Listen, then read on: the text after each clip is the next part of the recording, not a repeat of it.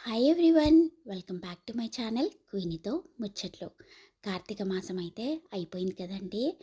ఎందుకో బాధేసిందండి. చాలా దిగులుగా అనిపించింది. ఇలా వచ్చి అలా వెళ్ళిపోయినట్టు అనిపించింది కదా.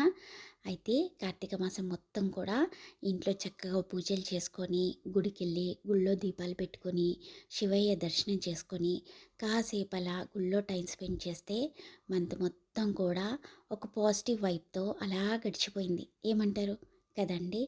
అయితే నార్మల్ డేస్‌లో కూడా గుడికెళ్తాము, పూజలు చేసుకుంటాము, శుభకార్యాలుంటాయి, అన్నీ జరుగుతాయి. కానీ కార్తీక మాసం అంటేనే సంథింగ్ స్పెషల్. ఏమంటారు? కదండీ! అయితే కార్తీక మాసంలో మేము ప్రతి ఇయర్ కూడా అరుణాచలంకో, శ్రీశైలంకో, కీసరకో ఎక్కడికో ఒక దగ్గరికి వెళ్ళేవాళ్ళమండి. ఈ సంవత్సరం అస్సలంటే అస్సలు కుదరలేదు. అయితే మనసులో చాలా బాధ అనిపించిందనమాట.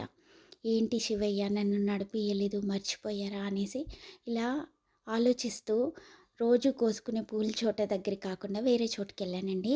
అక్కడ ఈ పళ్ళు కనిపించాయి. అబ్బా! ఇక చూడండి నా సంతోషము.